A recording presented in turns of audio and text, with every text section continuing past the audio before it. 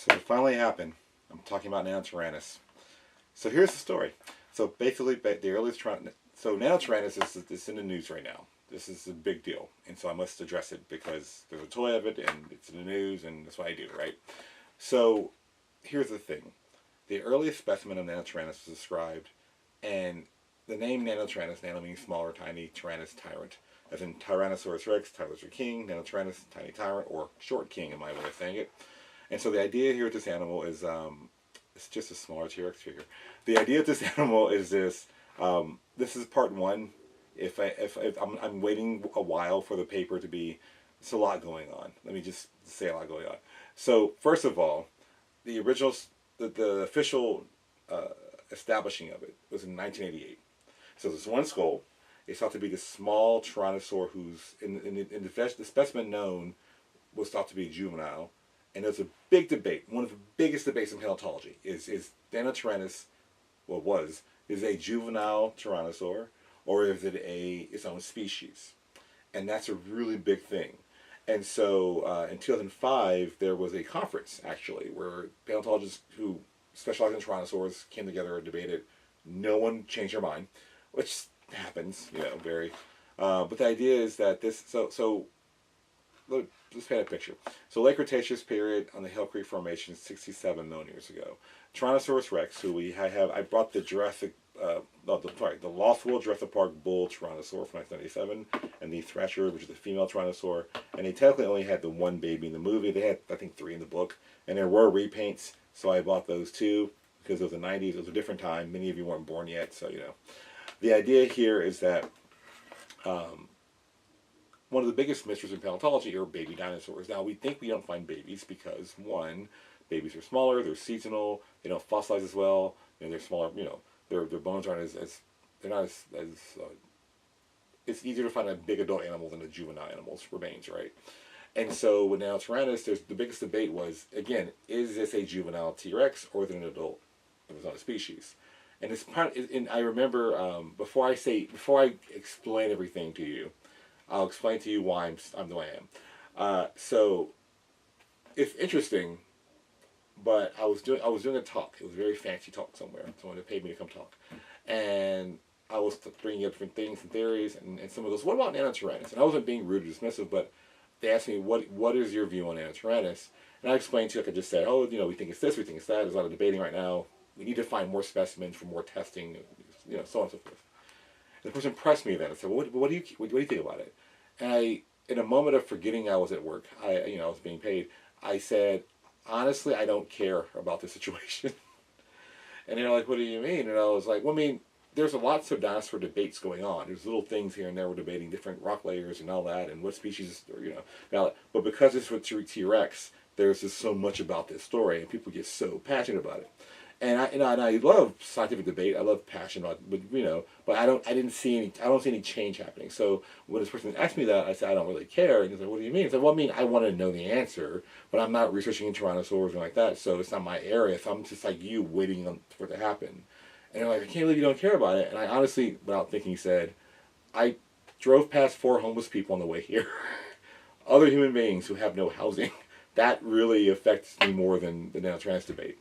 So that's kind of why I kind of did an opening, kind of and jumped around, like rolling my eyes, kind of thing. Not that it's not an important thing, but it's just that for me it was like, this is not the way people get so mad about it, So what's going on? What changed everything is a specimen found in the early 2000s that was on a private ranch in Montana, and ever since Cedar T-Rex in the 90s, dinosaur skeletons, fossils, are more expensive.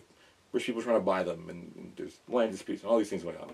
So the specimen was found in the early 2000s. It wasn't published until 2000, this year. Like, in fact, of taping, like a week ago, 2 weeks ago from this video, this was found and published finally. Well, it wasn't found, it was published finally. Because there was some disputes and lawsuits and all that, and so it's in a museum and stuff in North Carolina.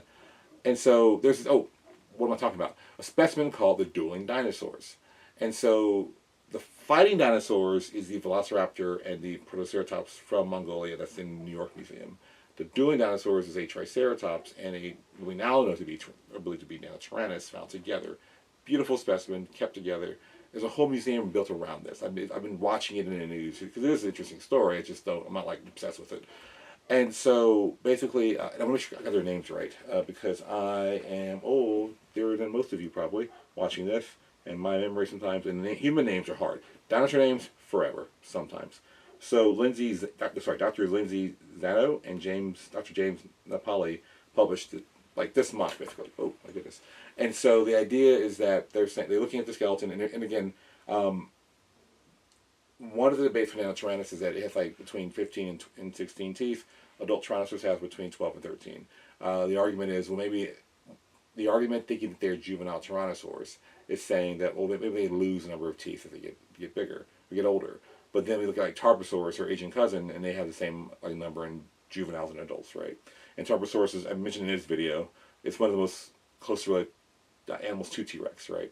If you know, and so. His Asian cousin, basically. And so I think Pete Larson at the Black Institute was pointing out how the hands of Nanotyrannus are bigger than adult Tyrannosaur hands. Now you associate big hands with juveniles because why? Think of a puppy. They have big paws, big ears, big whatever. You know, the reason here's the thing you don't know is that animals. I've said it before in a baby T-Rex video that's now invalid probably. That big eyes, tiny nose, that tricks adult things to feed you when you give you free food and shelter. And so bigger hands are there. But the thing is, you don't have bigger hands and they shrink or reduce. It doesn't happen. These are some of the and the important thing to me for you, the audience, is to understand these concepts. I always know how in a scientific paper you're arguing these points, you're pointing out these observations, you're recording everything, you're describing everything. That's important in comparing to other things. That's what paleontology, that's what science really is. And so they did good work. Like I said, right now what I'm doing is this paper came out this month. You know my rule, kids. Wait a year. So there are Nanotyrannus figures that are out there like Safari and Papa, and I think probably even PNSO. I just hadn't bought them because I didn't ever want to really broach this topic because people get so passionate about it, and in a mean way. That's what I'm saying. And so, but because this is like the biggest thing happening right now, and Jurassic World made a toy of it. Okay, I'm saying this is part one. I'm talking about this with this guy, and then I'm going to go ahead and go into do a part two once there's more hit back or anything, and I think I'll get more like actual scientific figures. So far, many paleontologists I've read and I follow are saying, yeah, this makes sense. Some are arguing that Nanotyrannus is actually here's why. There's a specimen in the Burpee Museum called Jane that was thought to be a juvenile tyrannosaur. Jane's one of the most quoted, talked about dinosaurs in that world, and the idea of this animal is that the paper also said that Jane is his own species of Nanotyrannus. The problem is Jane is like a teenager, and when they have, it's like in the early 20s or late teens, and so it's obviously an adult for a species, and they're arguing that it invalidates Jane as a juvenile tyrannosaur, that she has more features with Nanotyrannus. Anyway, so here we have the official scissors Jurassic James, and like I said, when I in a few months when there's more rebuttal, more information, and I get a better model, I'm going to talk a little bit more detail. But I wanted to make sure I try to get this on a map because this is something that I know some of you have asked me about in the comments or have messaged me about. And so, and again, Jurassic World made one. I won't lie to you, when I saw this toy, I honestly, in Target, I didn't buy it, the first one. I was like, eh. And then this happened. I was like, I gotta buy it. I gotta talk about it. So here's the toy itself. Let's see, what does it do? Oh, it does that. Look at that right there. Now, the important things is that this undoes other research. What I mean by that is this idea of like this kind of like Jenga tower building process. So if Nanotyrannus is not its own species, and it was a juvenile Tyrannosaurus rex, many paleontologists looking at that and say, okay, well now we have all these future juveniles, these adults, we can look at their growth patterns or all that, and you're assessing these information. Well, guess what? If Jane and the new specimen called Bloody Mary, the one I mentioned earlier, the dual dinosaur Tyrannosaur Nanotyrannus is called Bloody Mary. If they are their own species, that changes everything because in most of these, okay, this is actually interesting to me. So if you go to North America today, you'll see big bears, before humans, before Western gun-toting humans. You see, there's less wolves in North America now. There's big bears, medium-sized wolves, small badgers, and things like that, skunks, right? Go to Africa, you have these large lions, and you have cheetahs and hyenas. You have like civets in the middle, and you have jackals in the bottom. So you see these different tiers of predators of your environment. And so in North America, Maastrichtian, Late Cretaceous, Hell Creek, we do not see middle predators until recently. The idea is you would see adult tyrannosaurs and you would see tiny raptors, which are like the size of coyotes and wolves. And so the question had been, where are the middling predators? The argument about 5 years ago, 6 years ago, is like, oh, the new, well, maybe that much, like 3 years ago, was like, well, no, the juvenile Tyrannosaurus occupied that role. They were the middle predator for the environment, being more long-legged than adults. Adult Tyrannosaurs aren't made to run. They're really they're big animals. They're more long-distance walkers, right? And so the idea here is that actually this research is undone because Nanotyrannus would be that middling predator. The other thing I want to point out that's really neat is that according to its features, we can study the Asian tyrannosaurs, which I've done many videos on those guys. The Western North America, like the Tyrannosaurus, Brachiosaurus, Gorgosaurus, Spinosaurus, those guys are really well known. Nanotyrannus seems to hold features that are more primitive and are more likely tied to the Appalachian Tyrannosaur, the Tyrannosaurs on the east coast of America. So there's an argument made that Nanotyrannus may have migrated across somehow to the western area with T-Rex. They didn't like evolve close together and split off recently, but they were actually different branches of the Tyrannosaur family that got reunited in a weird way. So with that being said, I have officially talked about Nanotyrannus. You're welcome. When we get more information, I will be more attuned to it. I'll give you more data on it. I'll get better models of it, obviously. But until then, we have just this little Jurassic World model that's just so cute. That's not a baby T-Rex. So interesting.